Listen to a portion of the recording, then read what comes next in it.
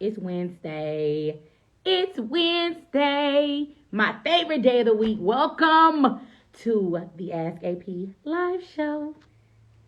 I'm always super excited. Super excited.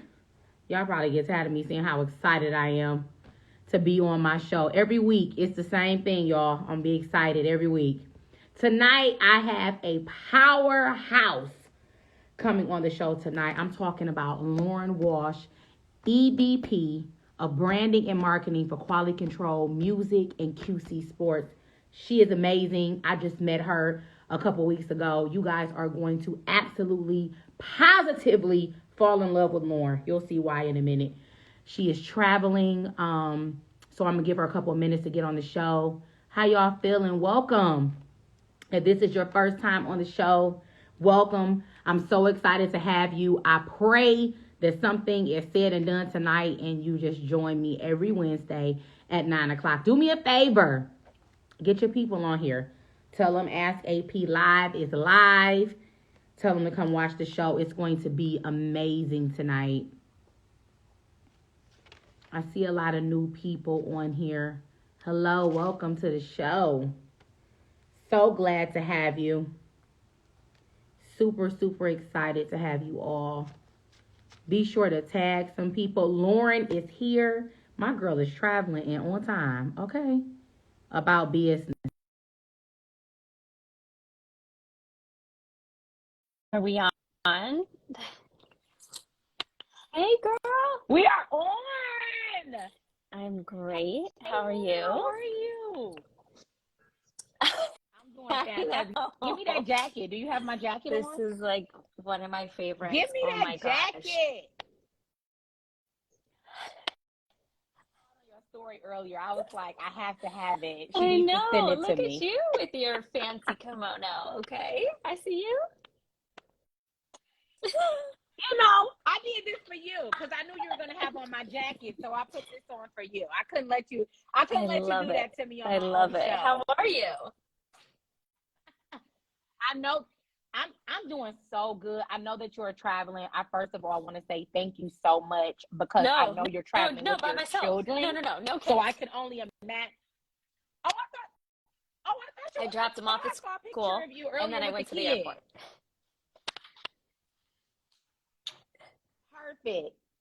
Perfect. That works. Yeah. Okay, so I need to thank you for, being on the show during your travel time because I know that you're super busy. You have so much stuff to do. So thank you so much for being on the show tonight. Now, before we get started, I kind of warned everybody about you. Warned? I kind of warned everybody about you. Yeah, I warned them. So this is like a good warning. And what I mean by warn, because when I first met you, which was literally a couple weeks ago, I was like, she's so cute. She's dressed so cute. She's just so cute. But it's more to this Thank cute. you. You are amazing. You are beyond that cute stuff. Tip of the iceberg for you. When you open your mouth and the things that came out of you, I couldn't believe it. I was like, oh my God, like this is somebody that I want to know. I want to know. This is somebody that I need to know. And the connection was just so genuine, just sitting next to you and just hearing you speak. And I couldn't believe that it was your first time ever speaking, ever being a keynote speaker somewhere because girl, you blew me away. You blew the entire room away. And I could not have thought of a better person to close out the conference. You were absolutely amazing. I want to get to know you. I want my audience to get to know you. And I'm just so happy to have you on the show tonight. You're trying to make me cry, and you're trying to get me back. For what? I'm not. Thank you. I'm not. I just want to give you your flowers. Like you did such an amazing job, and I wanted, to get you on the show to talk about what it is that you do. First of all, start with background. I want you to just introduce yourself and what you do, and I just want you to talk a little bit about your foundation. I like to start the show off that way because I believe that where we come from, it shapes us into the people that we are. So if you could just give the audience just a little background on how you grew up and what made you walk into the role that you're play taking now. me all the way back. Okay. I'm taking you back. I'm taking you back because we gotta know how this powerhouse started. Okay, we'll go back. Okay, so born and raised in Chicago. One of my big foundations, I will tell you. So I started doing competitive gymnastics at a very young age. The reason I bring that up is because I don't even know, I think I was like 5 years old doing competitive gymnastics, and that's intense because I have a 5-year-old daughter, and I can't imagine her doing what I was doing at that time. And I bring it up because that was the foundation for my work ethic. So I also had great parents to look up to. I think all of my family has now joined this live by now. I see all the names adding. But grew up with a strong foundation in my household. And then as I started to kind of break off and do my own thing, it started with gymnastics. I started with very strong work ethic. I mean, 5 years old, training 6 days a week, competing, starting to understand what it meant to work hard. That then transitioned into the rest of my life, where I will tell you, and as crazy as this may seem, it was literally at a young age that I was like, there's something different about me. Like, I just knew and believed that I was meant to do something. And I was also someone that whenever I was interested in something, it was never like, oh, maybe I'll grow up and do that. It was like, oh, I'm interested in this. I'm going to start a company to do that one day. And people would look at me sideways like, what? Like, you're this like young little child. I remember my first entrepreneurial business was I did hair wraps. So I like in Chicago, I don't know if they have this other places. I know in Florida they do. They'll put like the string around your hair. And I remember going to EVP, and I would always ask my parents, you know, can I get a hair wrap? And it was like, they're so expensive. And I'm thinking in my head, okay, well, if these people are making money off of it, I can too. So I'm like 10 years old, going to these block parties in my neighborhood, setting up shop, sitting there all night long, making hair wraps on these little kids. I'm a kid, but I'm giving hair wraps, coming out, making all this money. And honestly, it was at a young age that I started to realize the power of just desire and wanting something, and then understanding that if you coupled the desire with hard work and used your drive, you could honestly go after and get whatever you wanted. So it started as a young age. Went on, you know, I went to Purdue University. I was captain of the cheerleading squad. I double majored in financial planning and retail management. I did nothing to do with marketing, believe it or not. I actually was, my dream was to become a stockbroker. I was obsessed with the stock market. I interned at the Chicago Board of Trade and Chicago Board Options Exchange all through college. Fell in love with the stock market, but over the years, the pits started to go away, just like you see in the movies with the trading pits. But the trading pits started to go away. Things became more electronic, and I wasn't as excited to sit behind a computer. You know, I loved being in the action with everyone, and ended up getting my first job in sports, which was working as a mentor for the Purdue University football team. And that was when the light bulb went off for me. I'll never forget working with one of my student athletes. And I remember asking him, I said, hey, you know what are you going to do with your life? And he looked at me like, listen, you know what I'm going to do? I'm going to go to the NFL. I said, I know, I get it. You're going to the NFL. Everyone here is going to the NFL. Let's say you really go to the NFL and you achieve your dream and you play 10 seasons. What happens when you're mid-30 and you have the rest of your life ahead of you? And he sat there for a second and he looked at me and he said, I don't know. No one has ever asked me that question before. And I said, well, first of all, you need to leverage where you're at right now, even in college, to figure out how you're going to set yourself up for success, even after the NFL. And you need to ensure you have that foundation now, because people care most about you when you're actually playing, whether you're playing college sports or you're playing professional sports. That's when your brand is hottest. That's when most people want to get on board.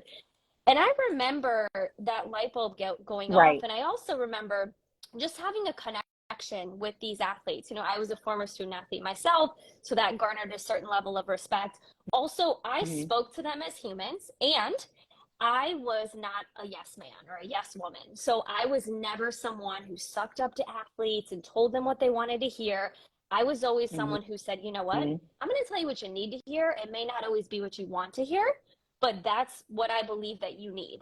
And so Right. I did that for a couple of years. It was then a couple of years later that I decided to go off and start my own sports marketing agency, which actually started more as kind of a pseudo personal assistant slash personal styling. I mean, I was like, I will do anything that needs to get done off the court or off the field. I will run your camps. I will help you with the draft, Mm-hmm. just to get myself out there and start to develop that company.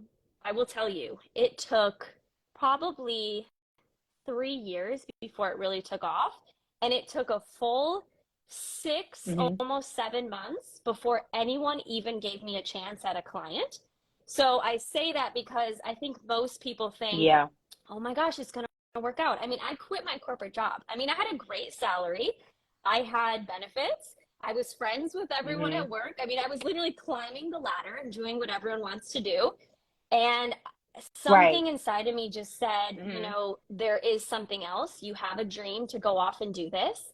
And it was hard. And I actually Mm-hmm. picked up a job to make sure I could Of pay my course. bills. That's something else I think a lot of people aren't willing, nor do they want to talk about, is that I started working at a So bar and restaurant. good. I worked Tuesday, Friday, Saturday, Sunday, Saturdays till 5 o'clock in the morning. I had to be back on Sundays at 11 a.m. I was Mm-hmm. like a zombie come Monday, but Yeah. I made enough money to pay my bills. And that allowed me then the rest of the week to focus on Mm-hmm. exactly what I wanted to do. I also moved back in with my parents. Yeah. I gave up my dream apartment, which wasn't really that nice, but my first dream apartment downtown in the city. This is a And ground. I gave it up Mm-hmm. and I busted my butt, you know, waiting tables so that I could chase my dream, because I knew deep down, despite the fact that a lot of people around me didn't believe in me as much as I believed in myself, I knew deep down that if I just kept Yeah. going, that all of these short-term sacrifices would lead to long-term gains.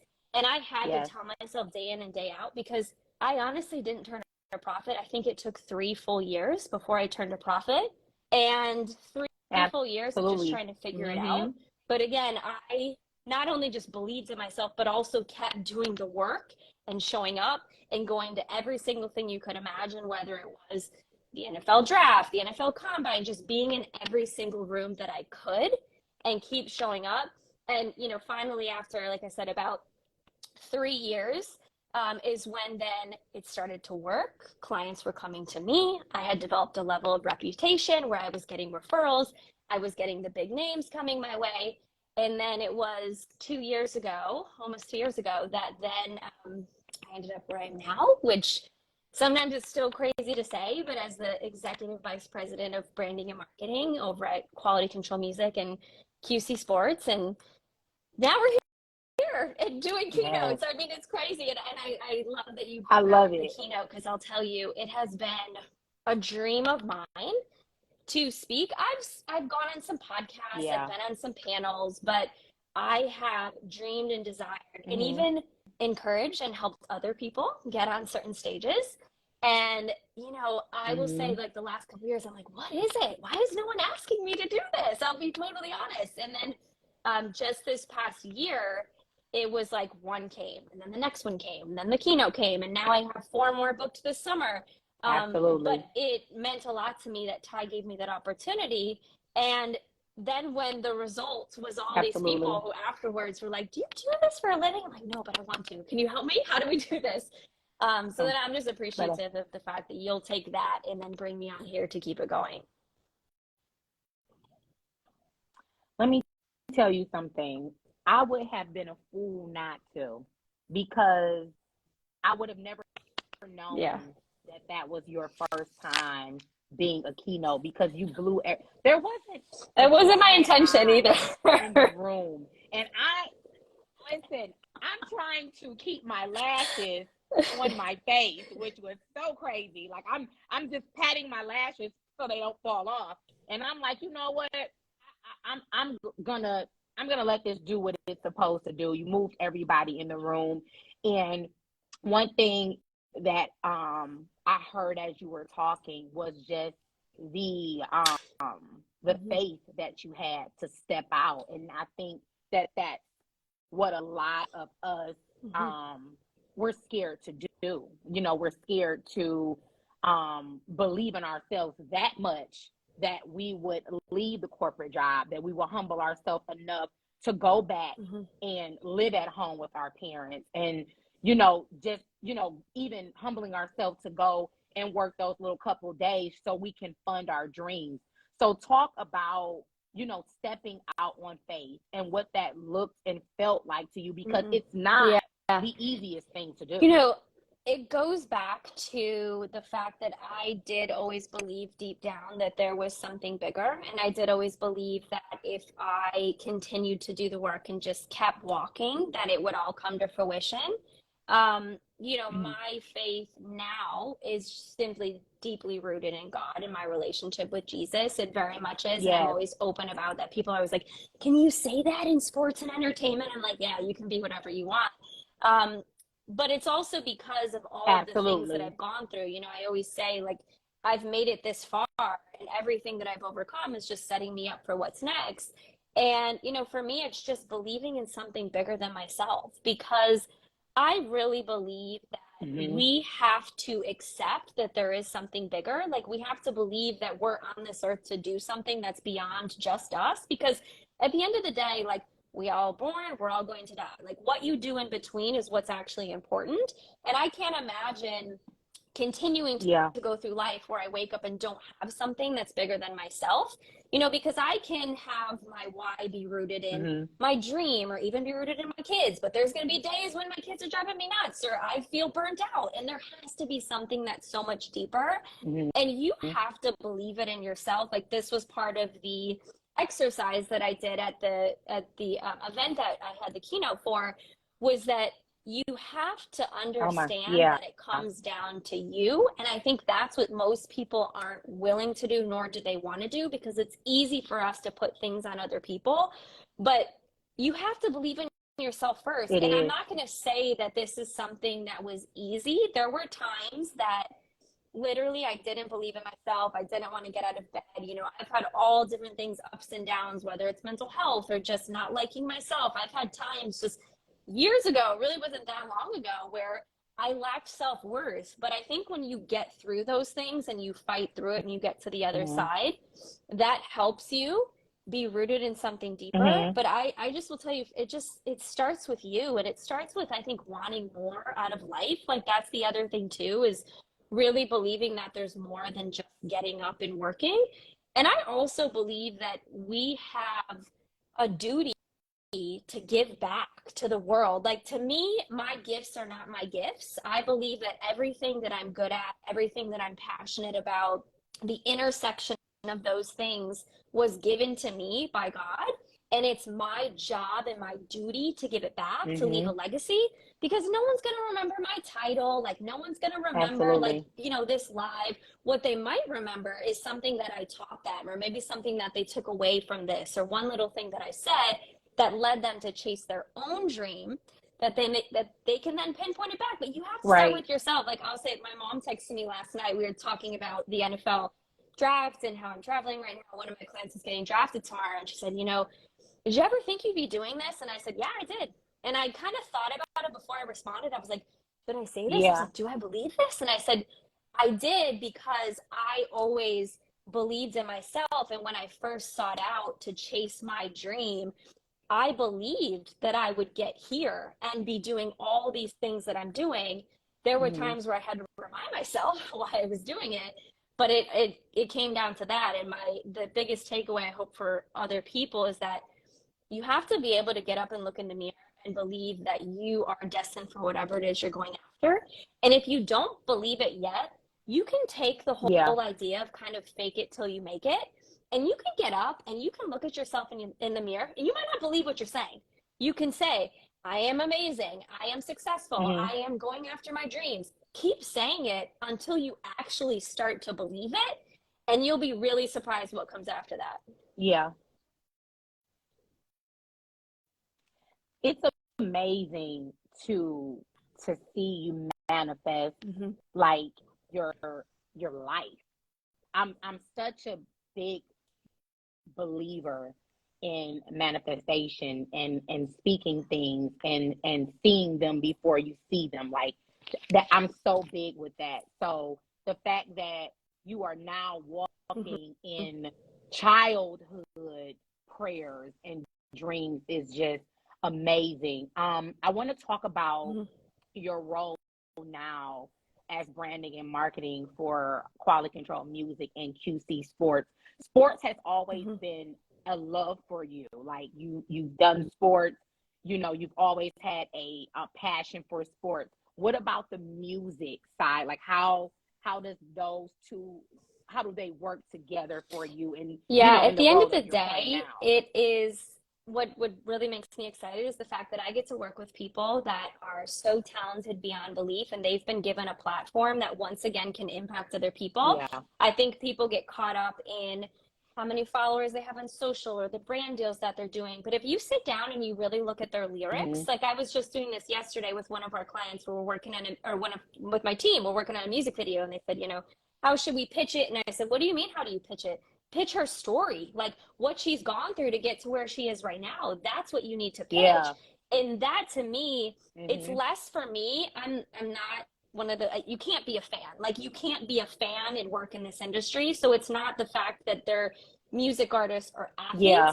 It's the fact that these are people who have been gifted these amazing talents that then have the ability to change people's lives. Like I will tell you, whether it is one of the athletes that I work with and I see a campaign or I see them interact with a little kid, or going to a Lil Baby concert and seeing these fans who literally have given anything and everything that they can to get a ticket to be there front and center, and that means so much to them. That to me is what's exciting to be a part of, and that's what has helped me move things forward, going from sports into music.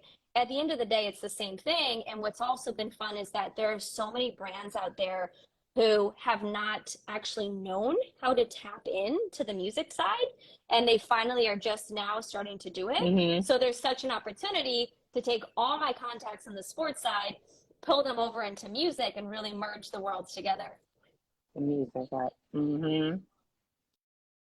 That's amazing. I want to touch a little bit on being a female, in the industry, because, that isn't such an easy thing all the time, especially dealing with athletes and dealing with, the music side of things. And my hats are off to so many amazing women that are in the industry as managers, as A&Rs, doing what you do. Tell me how that looks for you being for female. Me, I started well before I broke into sports. Like I mentioned, when I worked in finance, I was the only female who worked in most of the trading pits that I worked in. So it started before.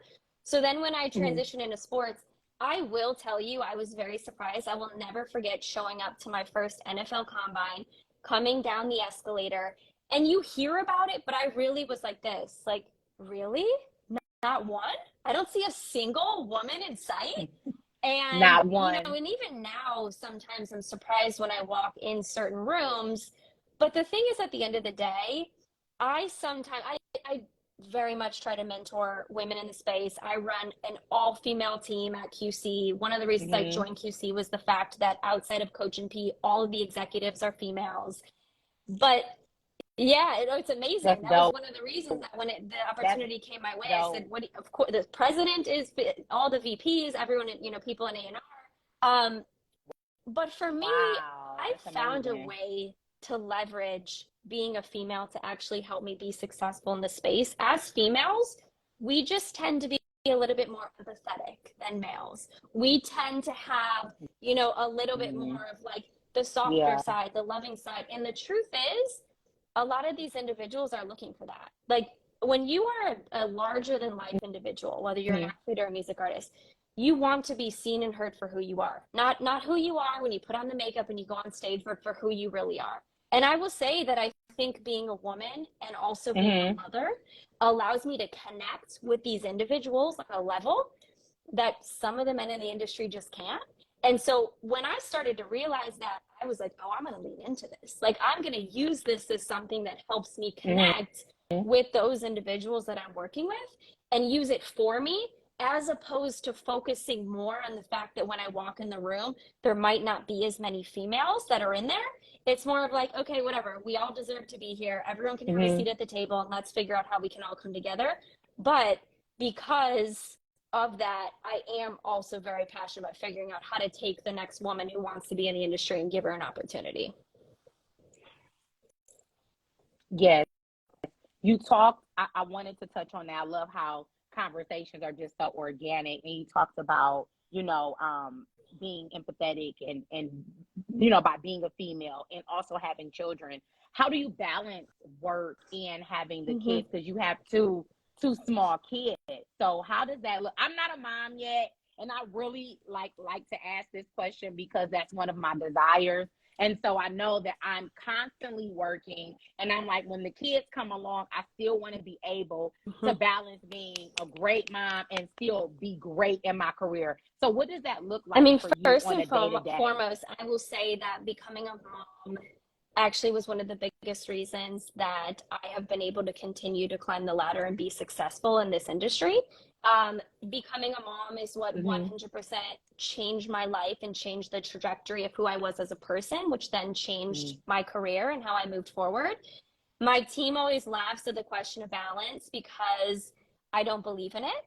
And I don't believe in it because I don't think there is, I don't think the goal is balance. I don't think the goal is feeling like, oh, I did enough work today and answered enough emails, and now I can go be a mom and I can go make sure my kids have some healthy food and that they go to bed on time. Like, that to me isn't fun. And so for me, I kind of focus on the perfect imbalance.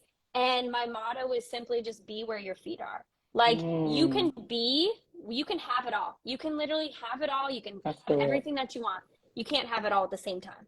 I cannot be a good mom the same time I'm being a good executive. I just can't, because I can't be two people at the same time.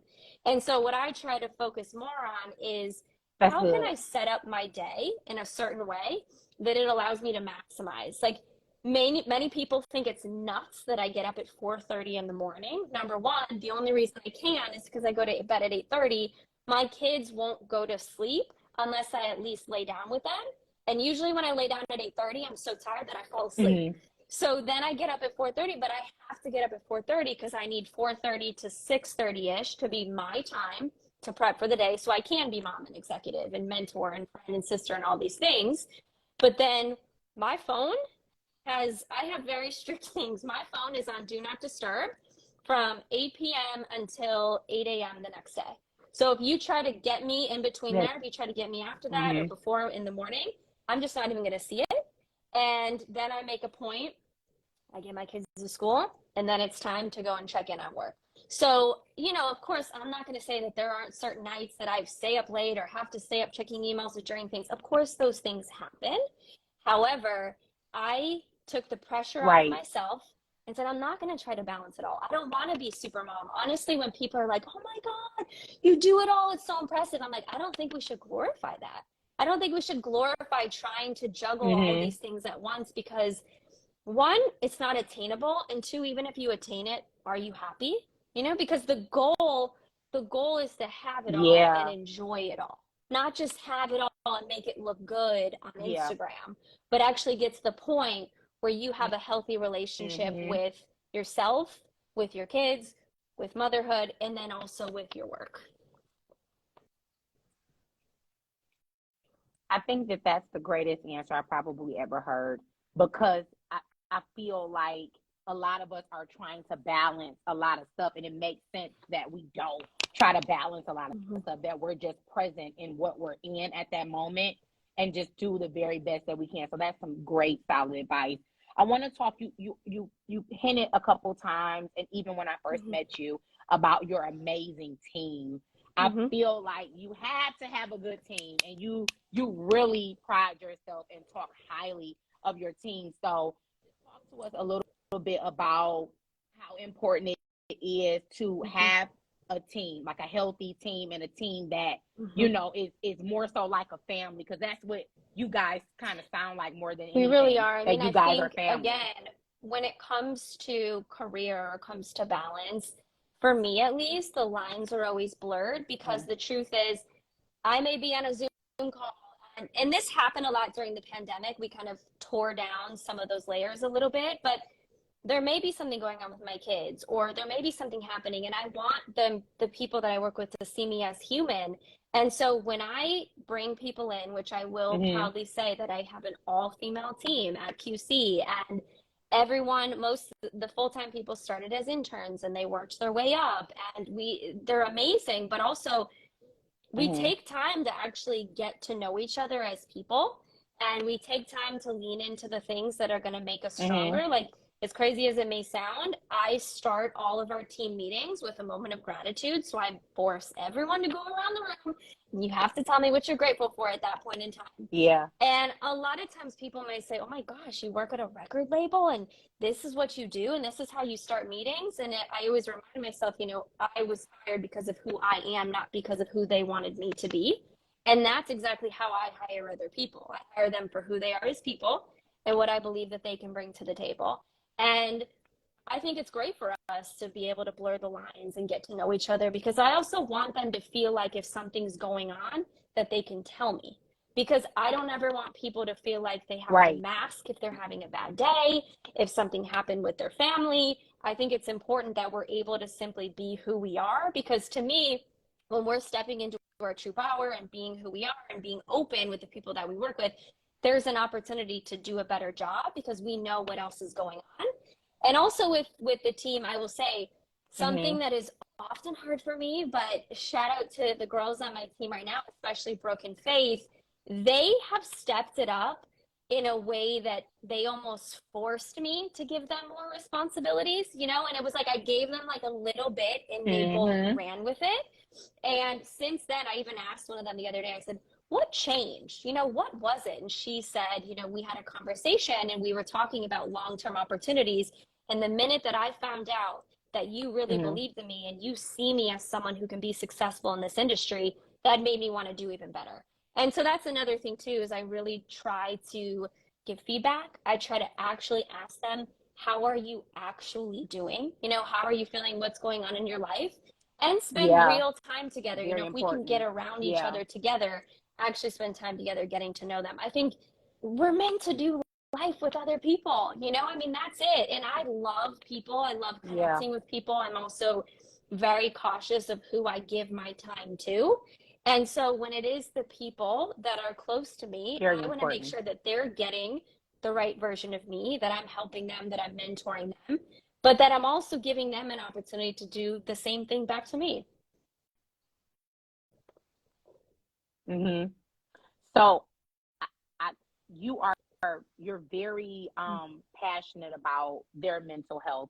So I want to talk to you a little bit about what you do for your own mental health, because you have like a lot going on, and the world is, we just can call it what it is. The world is crazy, and it's just so much going on day to day with just, you know, just being here, and just not only in your own, you know, in work, but just in life in general. Life is hard for a lot of people. So what do you do? Like, what are some of the things that you do for yourself? Is it like pamper days? Is it like cutting off the phone? Like, because I know you talked a little bit about your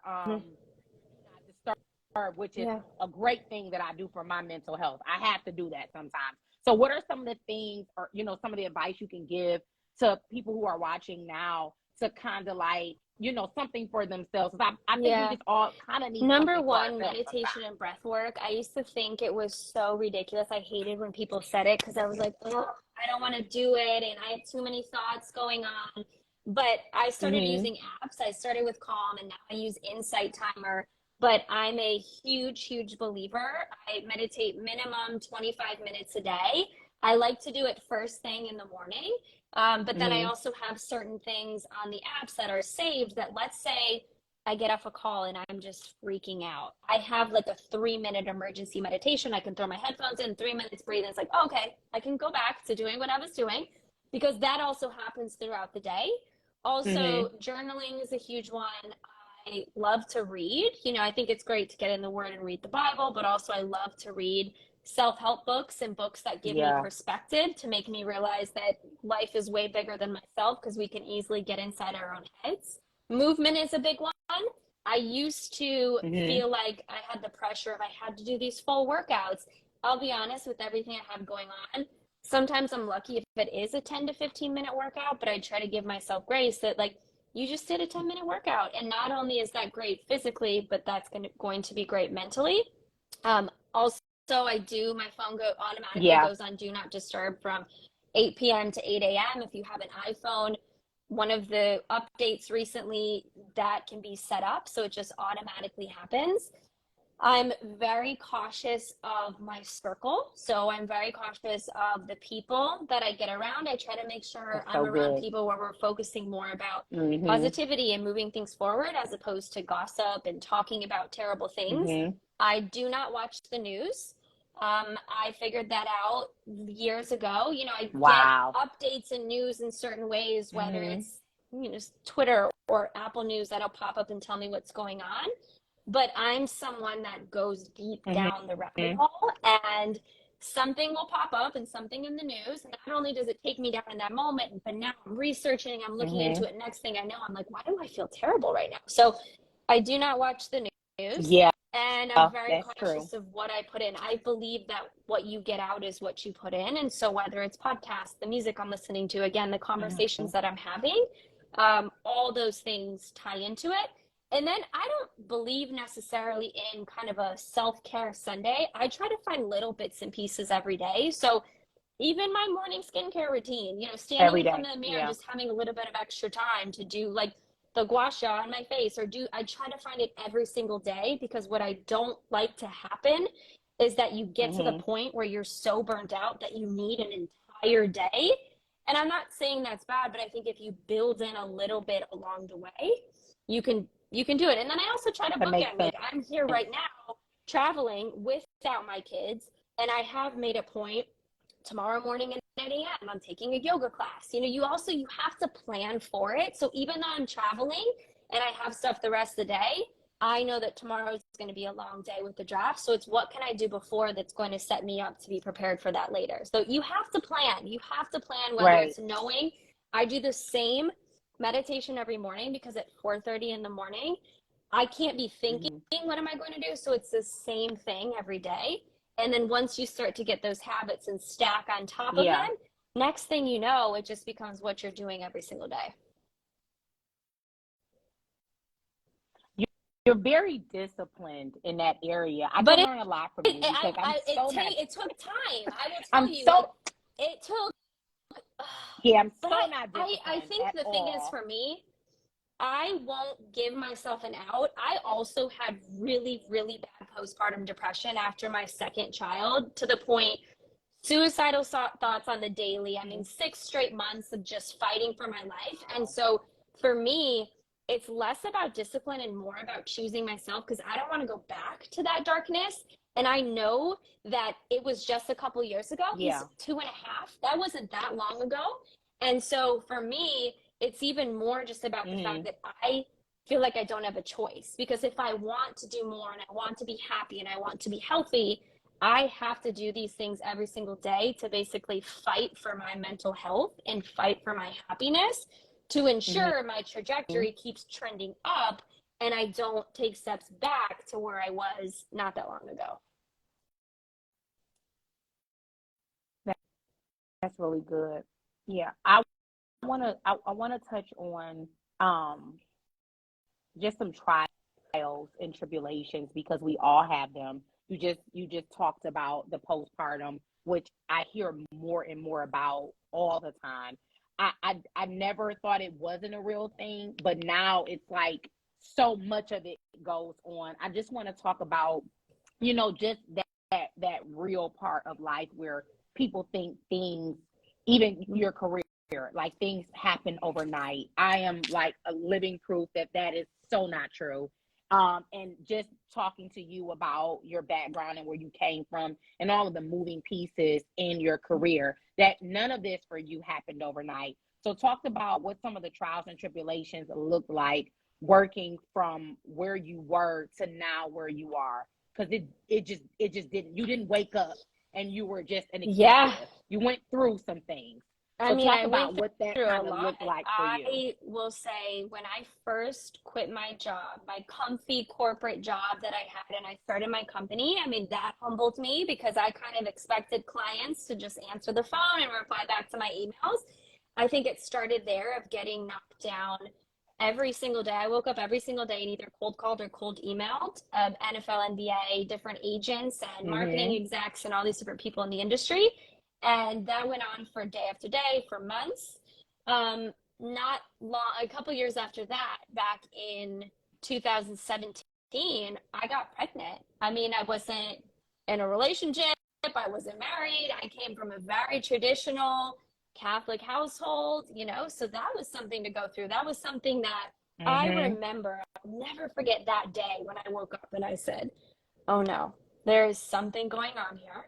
And I remember taking that test, and I remember looking at that test, and audibly I heard God say, I'm going to give you a chance. You have a chance right now in this moment.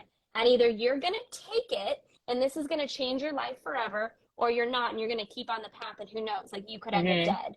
And that to me was a big turning point to start on the path. Absolutely. Because of the fact that I also didn't like who I was. I didn't like my actions. I was the epitome of the Bible verse that says, I know what to do, but I choose not to do it.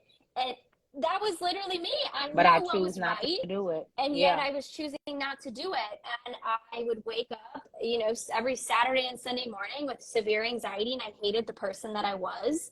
And I kept saying, like, why do I keep doing this? It's like I knew better, but I kept doing it. And then I remember when I got pregnant with her, that literally it was like, this is going to change my life.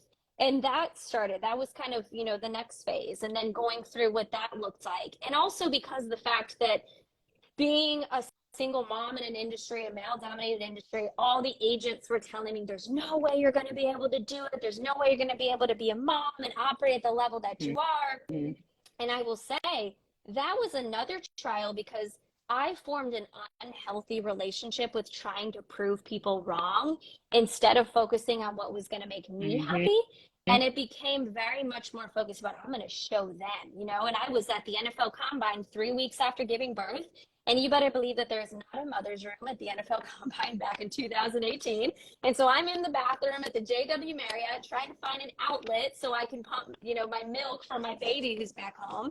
And then going through that and having to figure that out. And then further down the line, another big one was when then getting pregnant during a pandemic and going on to have my son. And then not long after, realizing every single day, these voices in my head were telling me, you don't need to be here. It's not worth it. Drive off the side of the road. They don't need you. And every day having to go to battle with my own mind for months. And also not knowing how to articulate that or how to communicate that to people. And then going through the process of telling people, and those people not showing up for me in the way that I thought that they would. That was really, really hard. Was telling some of the people closest to me. And I was telling them in an effort of crying for help. And I don't, you know, it's not their fault. They didn't necessarily know how to deal with it. But that was hard because it was like, I need something right now. And I'm telling you, but you're not reacting the way that I should. And then having to do it for myself, you know, 6 months after that, you know, finally going to the doctor and starting to figure things out and committing to myself and going through that process. And then I spent the next year and a half focused on myself. I call it my secret sabbatical. If you're familiar with the Bible, you know, and also just with the church, you know, sabbaticals, typically priests and pastors will go on sabbatical every 7 years. And it's a time to just take time away, focus on yourself, go in, focus on the spirit. And I did the minimum amount of work I had to do to keep my business afloat. And because I needed money to pay my bills. And I focused on myself and I did everything. I meditated, I journaled, I cut certain people off, I brought certain people in, I tried to find support groups. I made it my number one priority to fight for myself and my mental health, also for the sake of my kids. And I did that. I committed to 1 year. And I will mention too, part of why I did it at that point in time is I remember going to the doctor And my doctor's saying, let's take a quiz. And I remember thinking, I'm going to take a quiz to figure out where I'm at with my mental health. But, anyways, we took it. And she's like, well, based on your symptoms, I can recommend something. And I said, okay, give me the prescription and I'll try it. But if it doesn't make me feel good, then I know it's a sign that I shouldn't use it. And I remember taking one antidepressant and waking up the next day and like felt worse than I'd ever felt. And listen, I love my Yeah. medicine. But for me, that was not the route to go because I didn't want to feel physically sick on top of feeling mentally sick for weeks before I might feel better. Mm-hmm. And also the side effect, I remember it saying that the number one side effect was increased suicidal thoughts. And I was like, this doesn't make sense to me. So I committed to a Not year. at all. I And don't want that. after that year, I continued on. And then it came time for another one. Then last summer, after going through all this and focusing on myself, a huge trial and tribulation and something that had been festering deep down for a long time is I dug in and did what I believe is one of the greatest forms of self-love. And I asked for a divorce.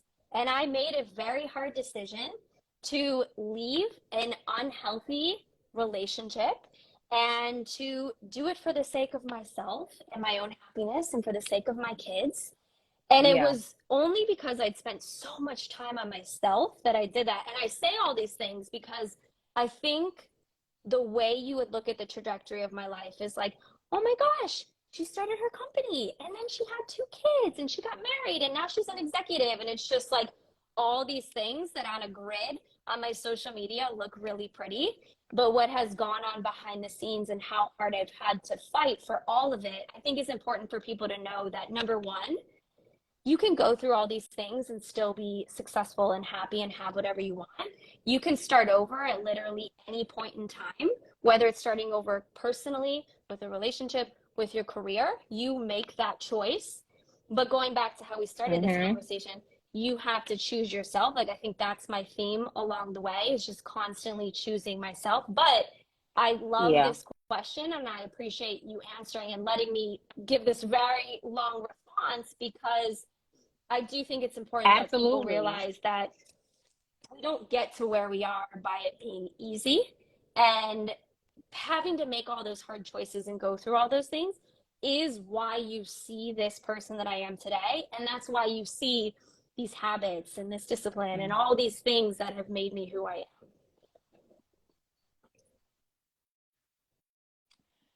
You talked briefly about when you were going through your depression support, and I always kind of want to touch on that and see how my guests feel about that along, like support or or lack thereof. I think a lot of us feel like we don't have the support from our family and friends when we truly need it, or I can say maybe it's not the support that we think we should have. I think I had a really big hang up on that for a while because I didn't feel like I was getting the support that I wanted or I deserved. So at that point in your life, when you were really looking for someone to support you and you felt like they weren't there, like talk a little bit about how that made you feel, because I know for me, it was like the closest people to me just really didn't understand where I was at in my life and what I was going through, and that I really needed them to show up for me. So what did that look like to you, and what does it look like now? Because I know that you're in a different space. Then it was like something that you wanted. Is that still the same thing now? Like is that really a big thing to you? Is what I'm asking, versus then I mean, I will say, I will never forget when I first shared with someone really close to me that I was looking for help. And I remember I'll never forget this. It was the night before my birthday, and I sat at my computer at our kitchen counter, and I was just sobbing, and I was sending articles. I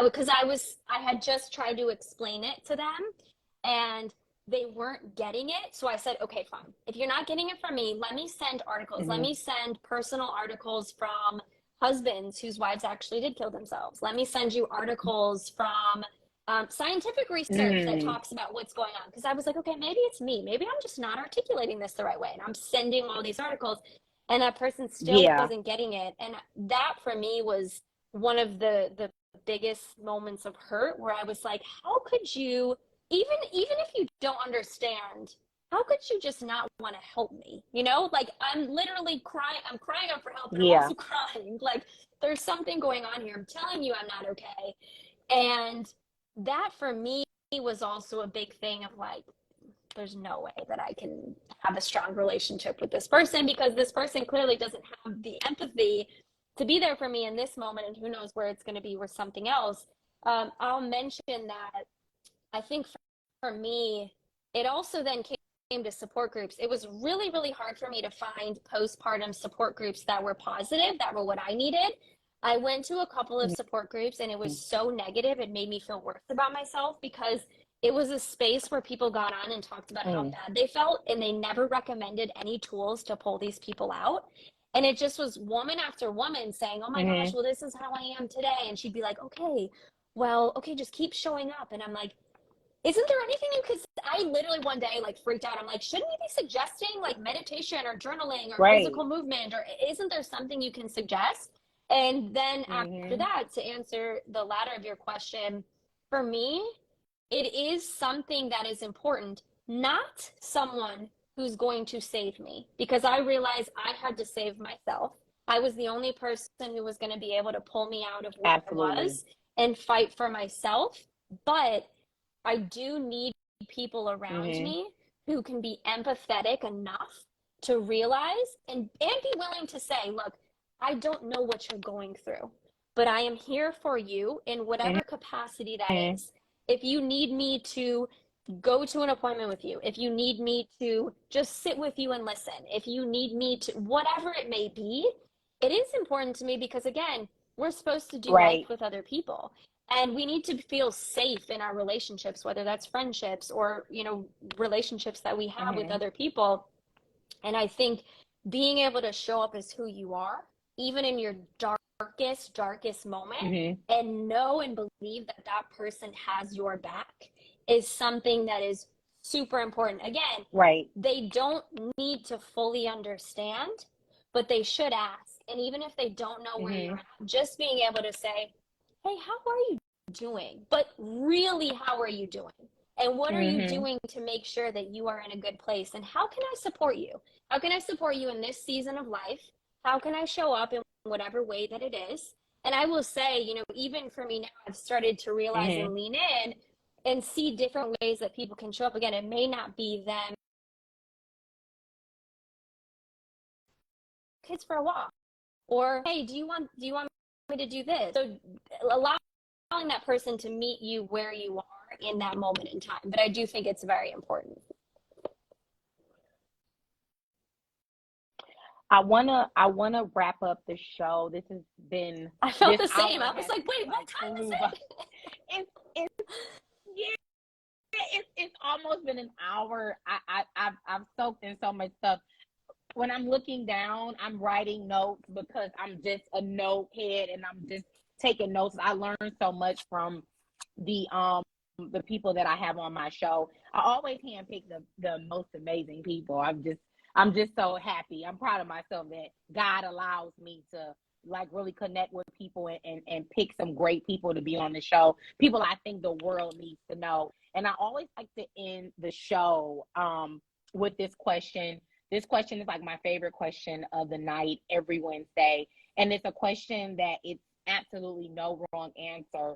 And I always get the best answers. Like some of them I wouldn't have ever even thought of. But the last question of the night would just be, with everything that you've been through, and it's just so much that we talked about tonight, career-wise, you know, personally, postpartum, just having to battle through depression, just all of these different things. And you've done so much in your career. What would now, Lauren, who has been through all of these things, what would you now tell the younger Lauren? If you could tell her anything right now, you did like, it. what would you You're say? doing it. You are doing it. I mean, I truly wake up now and I say, and don't get me wrong, I still have big goals to conquer.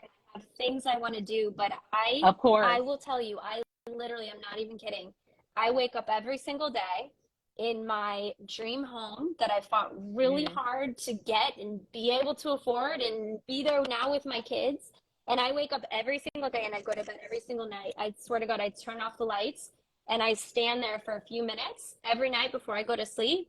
And I just say, man, you did it. You're here. You've arrived. Every single time I get into the car that I drive, I say, you did this. You're the one who did this. And I keep doing that. And I keep telling her, you did this. All the times that you wanted to give up, you fought. All the times that something happened and knocked you back down again, you got back up. You did this. Of course, there's a lot of people along the way who held my hand and who kept me going and who have been supportive. But what I like to say to her, and I do, I would say I honor her on a daily basis. And I always think, man, she is looking at me right now and she is like, girl, you did it. And sometimes I feel like I'm just getting started, you know? So that then gives me the motivation to keep going for whatever's next. Lauren, I can tell you this, like, we locked in. From the moment we sat on that couch together, I'm telling you. I know. We locked in. Yeah, we like it was something from the moment that I sat next to you and heard you speak. I was like, it's something about her. Like I didn't know what it is, but I know what it is now. Then I didn't know. And I'm like, I have to know her. I have to connect with her. I can learn from her. Like, you want someone next to you is better than you, if that makes any sense. You want to be around people that can like pull you up and encourage you and also tell you the things that you don't necessarily want to hear. I'm one of those people, like sometimes I don't want to hear stuff, but when I have the person that I know I can learn from actually telling me what I don't want to hear, it's not that I don't even want to hear it anymore. It's that person was supposed to say that to me. Said that. And I don't so want to cut you off, but you know what we said? Like, we said this, and as soon as the conference was over and I had finished my keynote and you and I got a second just connect, and you said to me, I didn't know that I needed to hear what you were going to say. And I said to you, God speaks through other people. And I told you that it was hours before, earlier that day, I sat next to one of my best friends in the world on a bench downtown Detroit, and she made me cry because she reminded me who I was. And then when we were sitting there, I said, look, I'm just repaying the favor, but you never know when God is going to speak through someone else, which is why you have to be willing to listen. And then you have to do something with it, which I appreciated. You immediately were like, you have to come on my show, not just because you wanted to fill a slot. You said, I want other people to listen to this conversation that we're having. Absolutely.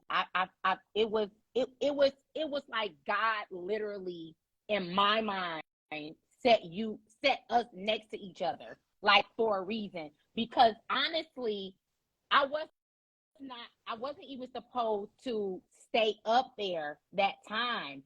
And something was just like, just relax, like, just stay here. And so I did. And when I tell you, like, I'm so grateful to have met you and to have connected with you even after that and to get you on the show. Like, you didn't know me from a can of wet paint. And when I told you, like, Lauren, I have to have you on the show, it was a no-brainer. You didn't say, well, let me think about it. You didn't say, talk to my assistant. To my assistant. Or email me. You were like, what's your number? And I'm like, I like her.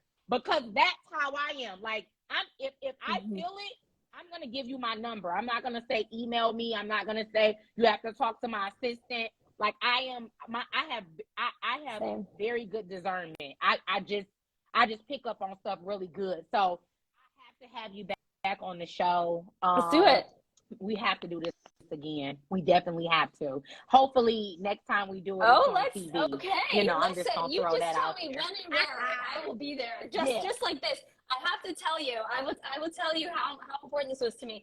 I was initially supposed to have a flight later that I would have been on the plane during this time, and I was like, nope, let me move that flight up. My driver today was like, oh, you had to move your flight. I said, oh yeah, I have a big event tonight. I have to be sitting at a computer because I knew, like, again, there was something that we connected, and I knew that there was other things that we needed to talk about, not for us, not just to hang out on Instagram for an hour, but really to give back to whoever wanted to show up and listen.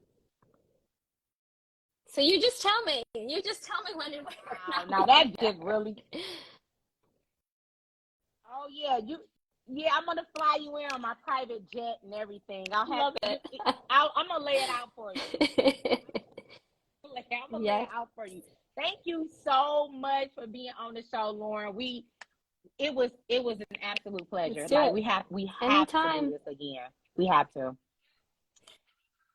And I believe that. Like, you're literally. You already like know that. call We're already away. working I on other believe stuff. it. I'm like, how can I help you? What can we do? Maybe you can help me. Let's, like, good Yes. people. That's it. Yeah, we're on it.